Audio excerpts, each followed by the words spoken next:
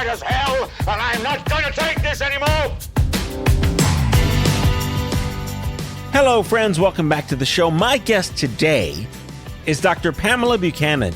She's an ER physician with over 20 years inside American medicine, the horrible underbelly. You know, she worked straight through COVID, all sorts of fun there, while the rules changed by the hour and the deaths kept stacking up. She logged 80 to 100 hours a week back then, sometimes even more, and she isolated from her family so she wouldn't bring the virus home and wipe out the people that she loved. Pam speaks very openly about burnout, depression, and physician suicide because she lived it on the edge and she walked back from it. She does not dress it up. She does not sell tickets to the Woe Is Me theater. She talks about emotional flatlining, about what happens when hospitals treat doctors like shit, and why wellness emails never save anyone. You're going to learn more about what frontline medicine actually did to the people trying to hold it together, why so many doctors are quitting their profession, and what it takes to tell the truth when the system would rather have you disappear quietly. Let's get started.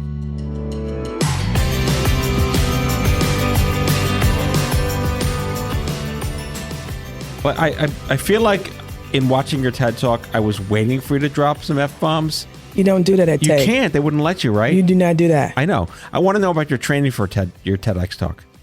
Okay. How'd that happen? Beyond you just being you and amazing. It was accidental. My marketing person who I contracted out to, I was running a mental health practice. I bought it as a franchise. And, we were doing some videos and marketing. And she's like, you are the brand. You are dragging people along with you. And she was like, you should do speaking. After I did a spot on a local radio, local TV. And I was like, I never really thought about that. And she was like, there's a TEDx coming up. I'm going to recommend you. Go ahead and do it. Do in 3 days. And I didn't even know anything about TED like that. I didn't know if it was a big deal. And so I submitted the application. It was like March 27th. I had to be in by the 31st. And did it write itself, though?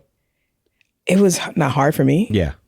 And they approved it in person, and I got to be in the TEDx. But what was crazy was, after the initial round, what happens is you get accepted to a TED, and then the organizers assign you a coach, and this coach helps you craft your message, because TED is all about what's your big idea. And my big idea was, nobody talks about the fact that, one physician per day dies by suicide. The fact that how fast physicians are burning out, and that we're headed for a complete collapse and crisis. Who's going to take care of me when I'm old? Because I'm 50 now. I turned 50 this year. And, after you're 50, stuff starts breaking down and you need more and more stuff fixed on you. And you got to know that doctor's going to be there. I'm nodding my head on the radio for the listeners. I'm totally just nodding my head. And it was just, it kind of just pisses me off. I'm just like, this is just like fucking nuts. Nobody's doing anything about this. And when you work in medicine, the people who run the hospitals, they don't give a damn. They just want somebody to be there in the hole. And then I think they think that nurse practitioners are the answer. And that's not the answer. But like flies, doctors are dropping. Doctors have doctors as friends. And of my friends, lots have gone to other things. You can easily get a job in tech. You can go and consult with the EMRs. You can get into informatics. You can get an MBA. Hell, I know a lot of people got an MBA and started selling real estate. That's a big thing in doctors now. So you think about it, you can work a couple hard years as a doctor, get some money, buy a few doors, and bada boom, bada bang, you got a business. You don't have to be a doctor anymore. And that's what people are doing. It's this mass exodus. There is a mass exodus. This diaspora, causal diaspora. Yep. We're doing it to ourselves as a country. We are doing it to ourselves. And it was already bad before COVID. Mm-hmm. Then after COVID, there are some statistics that say like 40% have left the healthcare field. I'm like, really? I can feel it as a person who still works in it, because you can tell that the ER is full of people that should be seen by their primary care. And that's always been the case my whole 20-year career. but not like it is now. I have so much, not dirt, it's good dirt on you because I did all my spelunking, but I love that you were labeled a gifted child. That was a term we used to use in the 80s, which now hasn't aged well. I was a gifted child as well. But it's not like neurodivergent like today. It's like, you know what? It's okay to be smarter than other kids without being a douche about it. But how did that make, you an only child by any chance? I'm the youngest of 7. Okay, so that's the opposite of only child. But did you feel as an only child? I was, because I was an oops baby. My parents had me 6 years after they thought they were done. So you were raised by? I was raised by my parent, really by my sister. I was going to say, like, who amongst the gaggle were you served as your elders? It took me a while to figure out that my sister wasn't my mother and didn't have control and dominion over me. Oh my goodness! Because she would punish me. She would tell me where to go and what to do. But she's 15 years older than me. Oh wow! Okay, yeah, that's going to make for an interesting dynamic. We are all and we are all born of our condition. Yep, that's exactly that. What is one memory as a kid that you have? Because I have ones that you think. You ever go around the room like, tell us something about yourself that we would never know about? I'll tell you my story if you tell me yours. As a kid. Okay. As a kid, I always felt weird, and I got picked on a lot. I got picked on, and people would ask if I was slow. That's the term they would use. I was just different. Mm-hmm. Now, there's more grace for that because I know that because 2 out of 3 of my children are similar. And one of the memories I remember is I did very well in school. I got great grades. I always did. I always loved reading and learning. And my mom didn't allow much TV. You had to choose an hour you would watch per day. And after that, you had to read. Wait, black and white or color? It was still color. Okay. It was the 80s. Yeah. I had a black and white TV in my bedroom in the 80s. So, you know what? I did have a black and white until 3rd grade. Yeah. All right. So 1 hour TV per day. And I'm glad she did that. I think that helped academically. I do that to my children now, limit the screen time. Now there's the American Academy of Pediatrics says that's what you should be doing. No one should. Yeah. I see people just, a baby's 2 years old and just got him in front of the iPad. I'm like, okay. No, everybody's going to be stupid. Yeah. I can already see going to be stupid? Have you met our society? I know. I'm trying to be kind. I can already see the dumbing down of America, like just in basic stuff. Like the Darwin Award started like 20 years ago, Oh, okay. Yeah. So I started my medical career 20 years ago. There you go. And people don't have a basic understanding of anything. Like you have a cold. But my memory from childhood, I digress. I have ADHD, so if you let me, I will go tangential. Okay. So, and I'm on what am I on? One of those holiday days. I'm not full of Adderall today. So, but you look great. Okay.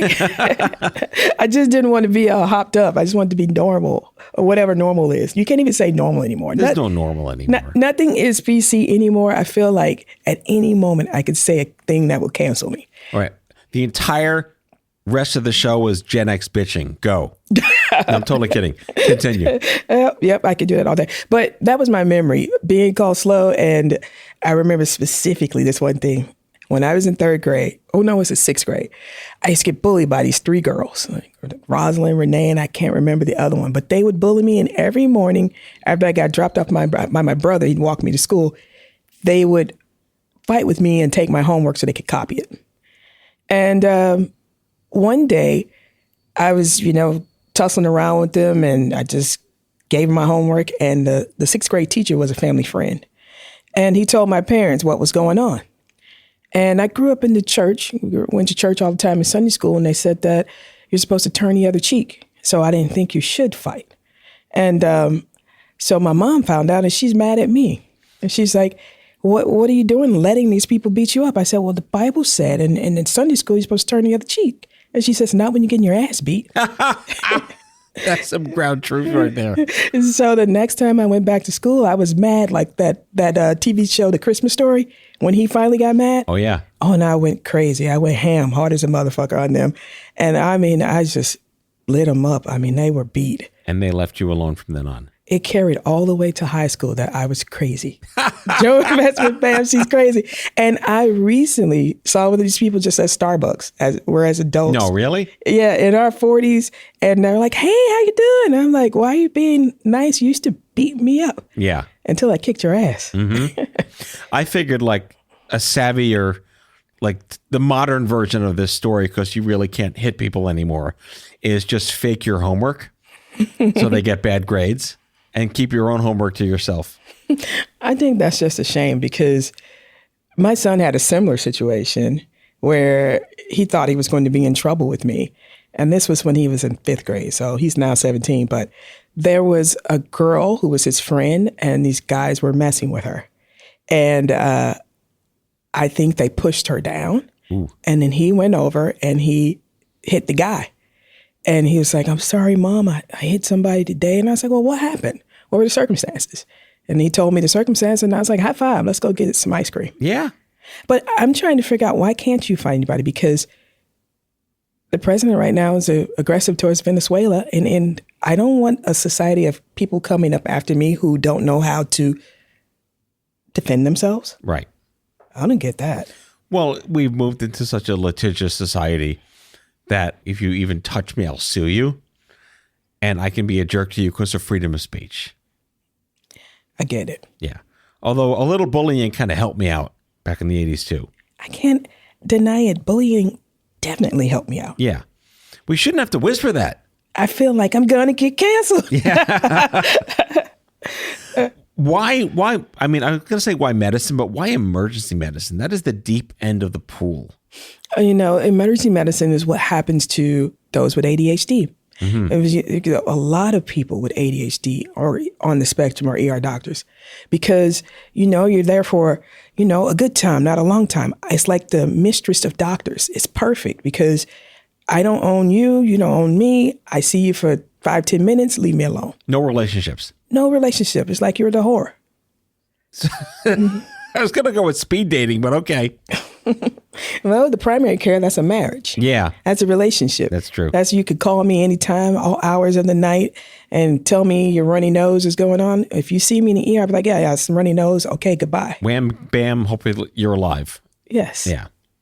I can see now why that the ADHD in you would sync up with that freneticness of the ER. Was that like, did you watch ER? I mean, we all watch ER. Did that inform you or like scare you? No. Okay. I mean, when I saw Carter and whatever George Clooney's that guy and Eric LaSalle, I thought that's what I want to do. And by the time I was in medical school, it was Grey's Anatomy, and so yeah, I definitely want to be like ER. What is true about ER? I'm thinking back, and those who are in ER, those people didn't have any relationships, and that's really true because you become so jaded, right? So odd. It takes a special person to be with a person who works ER medicine. Well, this show might air next year, and hopefully the Pit season 2 or 3 will be up. Yeah, season 2. Yeah, we're praying for Wiley. Yes, season 2 is a very Pit is the only show, the only medical drama that is so very accurate. Mm-hmm. And I tell you, when I watch that show, I have to be careful. I have friends who watch it who say they can't watch it because it's very traumatic, triggering. And for me, sometimes when I watch it, I am transported back to the COVID era. It's that real. It's that real. And I feel like I need to book a therapy session. It is that real. At what point, and this is a loaded question, but at what point did you realize, or how quickly, within 1 second or 3 seconds, did you realize that being a doctor in the ER is a representative of how fucked up American healthcare is? Man, it took me a minute. Probably, though, when I was a resident, I realized this is how fucked up it is. Because what happens is it's the wastebasket. It's the wastebasket. It's the catch-all. It's the safety net. And it's really not a safety net because the ER is the worst place to go for care. Mm-hmm. The absolute worst. You can spend like 17 hours waiting for like anything. For anything. And people come for their chronic care stuff. You are going to get the most piss poor care in the ER when you come for your chronic care stuff. Number one, chances are the doctor is on the spectrum and doesn't care about those types of things. So he's not good at longitudinal type of medicine. And secondarily, you lost his interest the minute you weren't dying, because that's what excites an ER doctor. Is it a death? Is it something I need to save? Is there a procedure to do? If it's you needing refills on your blood pressure medicine. Wait, so the more you're closer to dying, the more exciting it is to be a doctor there? Yeah. Is that you or is that everyone? A lot of people. That's some secret sauce right there. It's the emergency room. We want emergencies. I should cut myself up a little more when I go there. Yeah, make it bigger. That's more exciting. Just rip some things out and say, I'm missing an arm and a leg and everything else too. Yeah. Come in with your thumb on backwards. I had that a little while ago, and that was fun. How many women of color were in your medical school? Or actually, how many women were in it, and then how many women of color were in it? Well, I don't remember, but I know we were all friends. And so when I think about, and I was president of the Black Student Union. So, but of course you were. Yeah. So probably like 30 out of hundreds. Okay. It's small. It's still a small percentage, isn't it? Yeah. I can't remember how many women, but I just remember all the Black people. Well, yes. Because what happens is you look across the room when you first start and you're like, where are they? Where are my people? You just, right. So you have somebody to connect to. Is this, I'm going to make a white guy observation. African-American people go to the ER, trust African-American doctors more. True? True. Absolutely true. Answer my question. So here's why. So tell me a story about that. Here's why it's true. Oh, I can tell you a bunch of stories, because what happens is, especially where I work, I'm from the Midwest, and I've worked in the city and I work in rural areas. And especially when I work in a rural hospital and you see a Black person, they light up like they saw Santa Claus. And they go, and you can see it and you're like, yeah. And then we do this thing, we go like this, where you just give them the back of your hand and you stroke it. Okay. Because that means skin folk. Wow. And then they relax, because they don't want to come, because they feel like the white doctor may mistreat them, and they're not wrong. Right. And so in particular, probably was a few months ago, this Black family came in. Lady had back pain. And, she seemed to have real legit back pain. She was coming in for that. I took care of them, and I took my time. I listened, got some films, treated her. She felt better. And they didn't want to leave. They didn't want to leave. I was finished. I'm going to the next patient. And the nurse is like, they want to talk to you. And I was like, I don't have time. I got to get from room to room. Did I do everything? And I say, well, tell them everything's fine. Here are the instructions. And it's like, no, they have to talk to you. And they just really waited in that room until I had time. And they said, we just want to say, we appreciate you listening to us and appreciate you not dismissing us.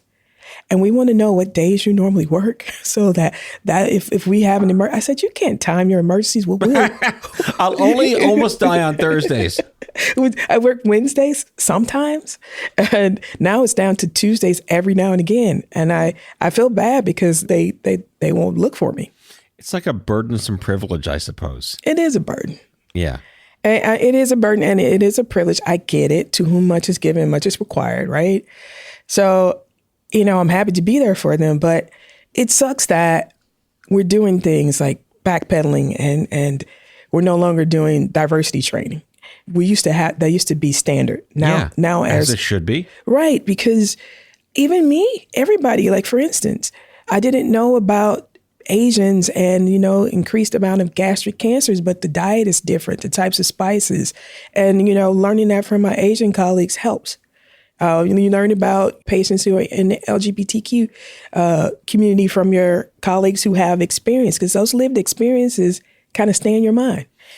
The fact that, we can lurch into all the Trump fuckery we want at this point, but the fact that DEI, fine, if you want to believe it's like in the workforce, fine, you go believe that bullshit. But in science, you can't ignore diversity in academia and science and medicine. How are you compensating for that? Or how is it being compensated for that now? It's being ignored. Okay. Well, that's the opposite. It's been ignored. And, medicine still is, only 5.6% are Black doctors. You have lots of other races, but then you have a good amount of Caucasian doctors, and they're like, good, we don't have to deal with this anymore. Right. But it's like, yes, every medical professional should be aware that the Asian American diet, the Asian diet, produces a different set of I don't know, what's the word? Physiological risk factors. Yeah. So different groups have higher risk factors for a multitude of different things. And a lot of it has to do. culturally variable. Right. It's culturally You should know that. Right. That is not anything to do with DEI. That's medicine and Hippocrates. It makes you a better doctor. Yes. And so that is one of the things that drives me nuts. I'm like, why are we going backwards? We're not trying to take care of everyone. We need to take care of everyone. So let's take a break. I want to talk about your TED Talk in more depth because it really, it spoke to me. I think it'll help the listeners really appreciate who you are as like a spirit. So we'll be right back.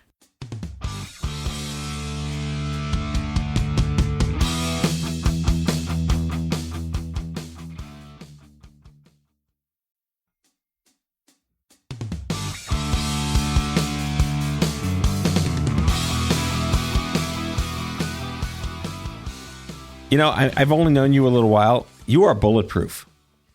That's true. I can tell you are just a bulletproof human and a bulletproof woman. Been through a lot. Yeah.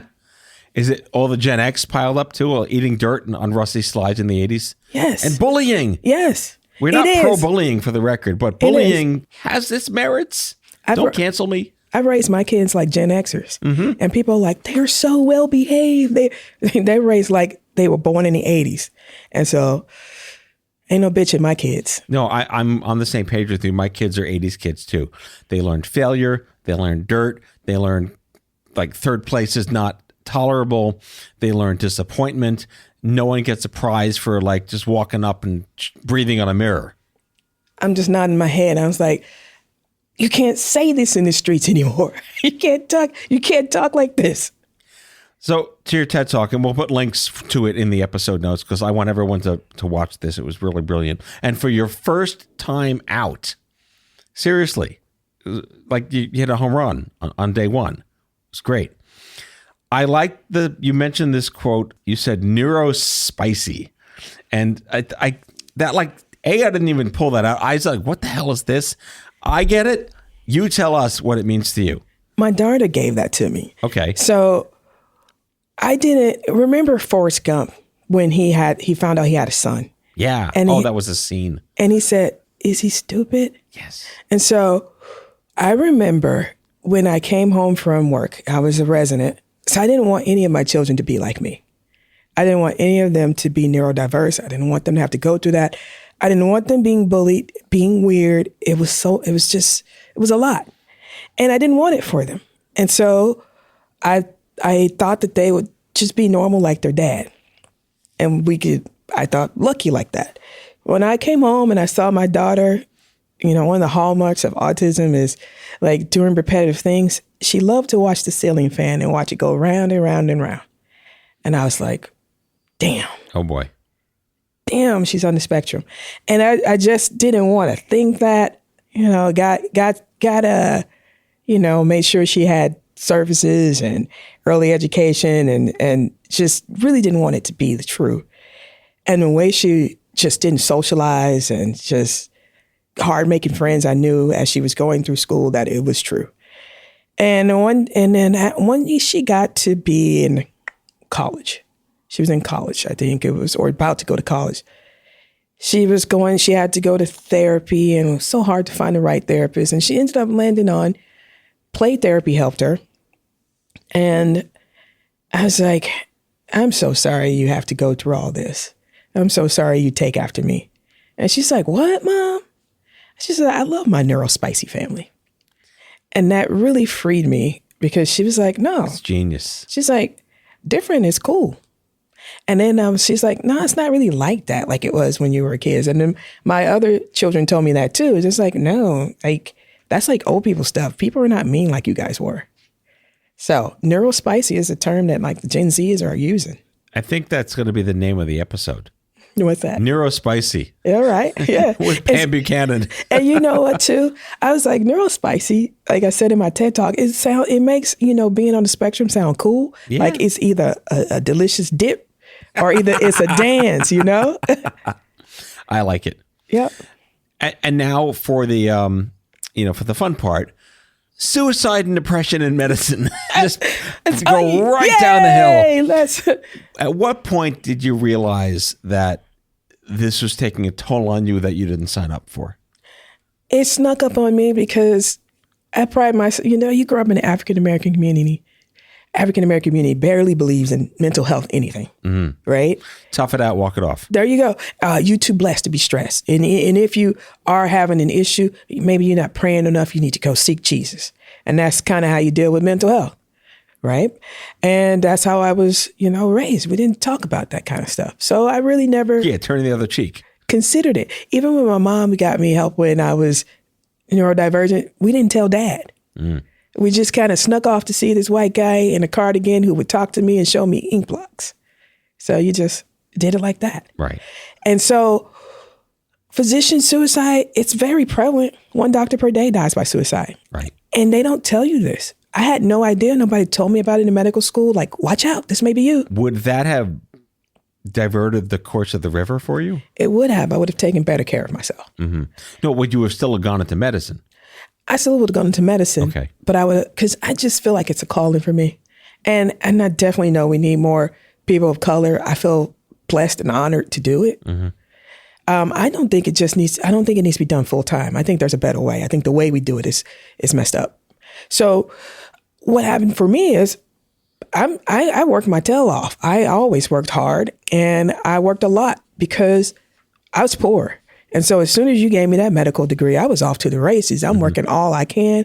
I would work days and sometimes I'd moonlight in the ER at night. I'd work weekends until trying to get out the hole. And just never any issue, felt fine. It was the pandemic because the pandemic hit differently.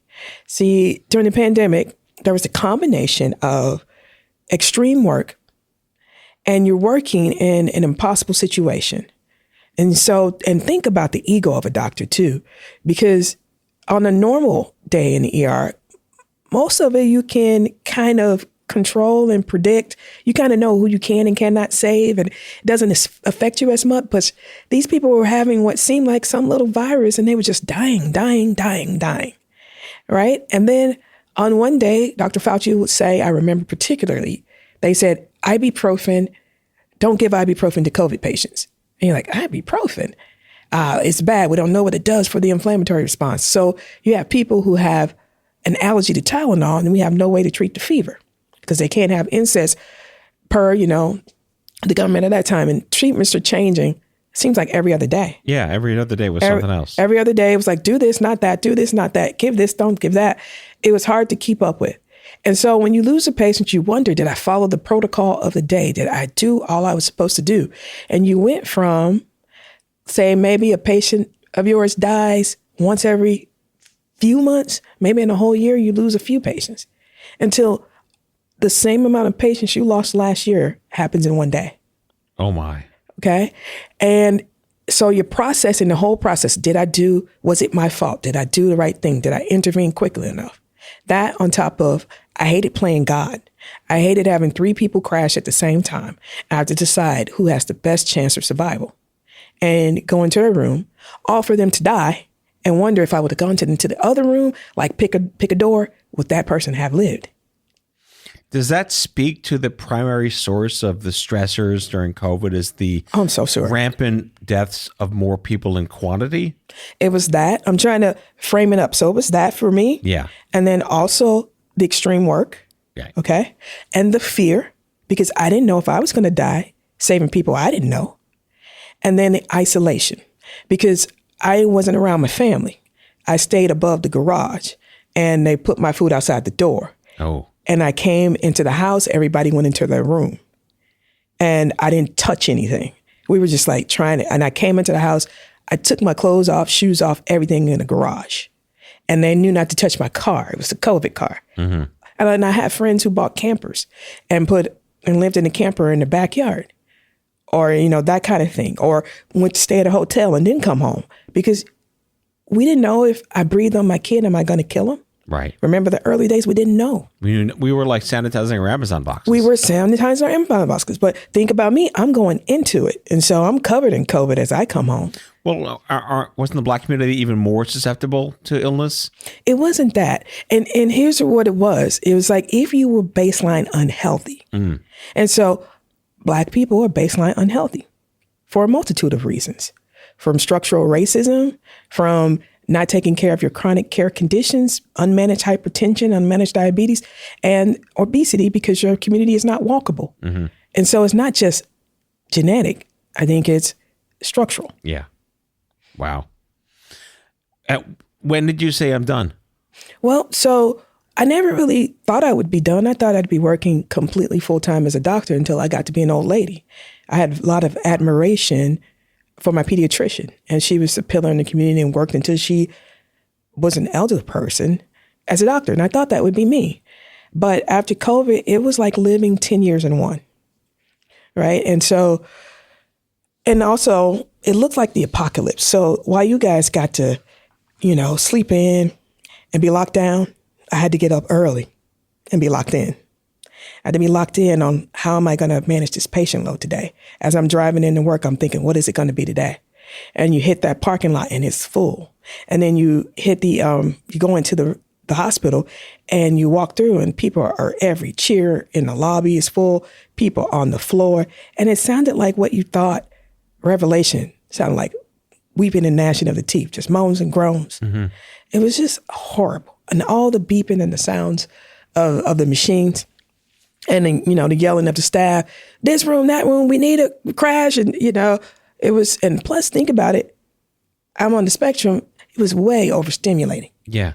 Even when I hyper focus and, get things and focus on one thing, it's like, what do you focus on? So the isolation plus the deep work and the fact that I never got COVID. So I'm covering for my colleagues, working sometimes 100 hours a week. And one day driving to work, the bridge always seemed cloudy. There was never anybody on it. Well, you mentioned the bridge in your TED Talk too. Yeah. Right. That bridge is a part of my talk a lot of times when I give talks, but voices would tell me to jump in. And I would visually see myself jumping in. And I really wanted to jump in. And I was like, what is going on with me? So you think that you would slow down and get some help. Because if that happened to you, I'd take you by the hand, I'd get you some help. I might hospitalize you, put a mandatory hold on you because you were a danger to yourself and others. But for me, what I do, I picked up more shifts. I said, no, I just need to work more. And then I was like, well, maybe I need to pray more because that's how I was raised. I was like, right. well, I'm not praying enough. So I started to go to church more. It was virtual church. So I'm like watching one virtual service after the other. And then I was like, well, maybe I'm not taking better care of myself. So I got a Peloton. So I tried to work it away. I tried to pray it away. I tried to spin it away. It wasn't until I found out that one of our colleagues in the community, another ER doctor, one who had helped train me, he died by suicide. That's when I knew I better do something. Because he seemed like he had a perfect life, and nobody has a perfect life. Right. But he was a very handsome guy with a beautiful wife, tall, handsome, active in his church, owned some businesses. You're like, if he could do it. And a few days before that, he but he put a post up that we were all going to get through this together. And so I was like, this is real. I better get some help. And what really sucked it was so hard to get help. You call the EAP and they didn't call me back. The employee assistance, whatever that is. They didn't call you back. They didn't call me back. And then I called probably about 30 therapists. Nobody was taking insurance. And a lot of therapists were like, I'm not seeing patients. I'm not coming in during COVID. They didn't even want to do it virtual. And then my insurance, at the time I had Anthem, it didn't cover anybody. If I finally found somebody, they didn't take my insurance. So I was just like, screw it. One of my best friends is a doctor and her husband's a psychiatrist. So he gave me information about a therapist I could go to. And we thought she took my insurance. I get there. Yeah, no, we don't take your insurance. So I just pull out my credit card. I'm privileged that I could just pay for it in cash, but I spent at least $10,000 to $15,000 in therapy. Damn. And just so you could still practice Hippocrates and save people. Just so I could live. Yeah. Because I know that I would have done it because the way I was planning, that's the hallmark of somebody who's serious about doing suicide. I got a will and I figured out who the kids would go to and I increased my insurance policies. I was like, I'm doing this. Yeah, this is pretty real. Yeah. But now you're on the other side. Right. And you are here to help other people who are going through this. You coaching and with strong medicine. Tell us about, let's go back up the hill. Yeah, we're going back up the hill because what I did when I saw a therapist, she helped me realize that it was okay to feel what you feel. She kind of gave me permission. And then I started to know that a lot of doctors and nurses go through this a lot, more than you know. And that being said, going through therapy helped me, and that helped me be just okay. But what helped me thrive was when I met a physician coach, because it really takes one to know one, because physicians are a special kind of breed. It kind of takes a special kind of crazy to go into that. Yeah. It's such a self-sacrifice, what you give up to do it. And what's going on right now kind of is a slap in the face. And COVID was a slap in the face in that, I'm giving up so much of myself to do this for you. Meanwhile, in the Midwest, you get cussed out. Right. You get into there's no effing COVID. People are saying that's right. The Florida beaches were full of people. Yeah, with their last breath, they use it to curse you. Yeah. And so that was like, why am I risking my life for these people? But now, after getting through it, I realized, I got through it. I help other people get through it. I help people be okay with feeling what they feel. Give them permission. I think a lot of doctors, a lot of nurses need permission. Like, it is okay that you're not okay. And really just think about what you do and what you've given. No wonder you're not okay. And giving them frameworks and ways to work through it. I love to go to, I have a lot of things lined up this year where I'm teaching the whole hospital teams, because hospitals are the last adopters. I make most of my money from corporations. Right. They pay for this kind of stuff, take care of their teams. While hospitals yeah, doctors and nurses, they're fine. Really? Right. Yeah. Until they have nobody working it, and they're doing stupid stuff like paying travelers to come from Timbuktu and even the Philippines because they got nobody to work because everybody's quitting. Yep. It's just so antithetical. It's like if you don't take care of yourself, you can't take care of others. Like, put your seatbelt on first before taking. They don't do that. That's insane. Seatbelt, oxygen mask, whatever metaphor you can think of. And I just, for the life of me, can't understand why hospitals are the last adopters. And the way we're going right now, I don't know who's going to be there by the time we're old people. Well, on that note, you would claim we're already old people in our early 50s. I would say we got another 50 to go. No, we're not old yet. But I'm going to be head in a jar, and I'll be happy head in a jar at this point now. You can have the head in the jar. Let me go. Where can people learn more about what you can offer and your services?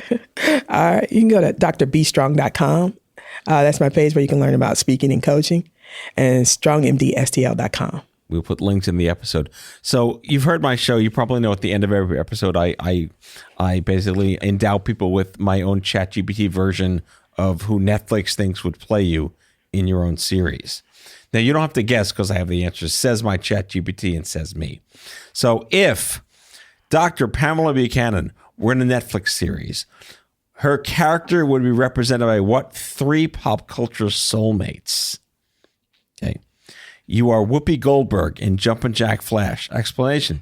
A woman who operates outside the traditional boundaries, combines intelligence with irreverence, and challenges systems that underestimate her. You are Sigourney Weaver in Working Girl. The good part of her. I had to qualify that. A professional navigating male-dominated environments, managing ambition, identity, and expectations with precision. And Pam Grier in Coffee. Oh, okay. Yeah. A figure known for strength, complexity, and uncompromising self-definition. She moves through systems that fail to protect her, yet she retains control over her story and her mission. I think it did a good job. All right. Yeah. Is that acceptable? It's acceptable. It is a robot. I know. It's definitely a robot. Yeah, but still, I think you are worshipable in the decisions you've made, what you've had to endure on behalf of helping so many people. Thank you. I don't see it like that, but I appreciate that. Take the compliment. Thank you. I'll also just button this by saying that for the listeners, Pam reached out to me on LinkedIn and just like, I love to come on your show. And it's like, well, I only tape in New York, but next time you're in the Big Apple, she's like, I'm booking a flight today. And here you are. Yep. I really appreciate that. It's such a passion. I am so appreciative of what you do and who you are. So thank you for coming on the show. Likewise, I think you're doing good work.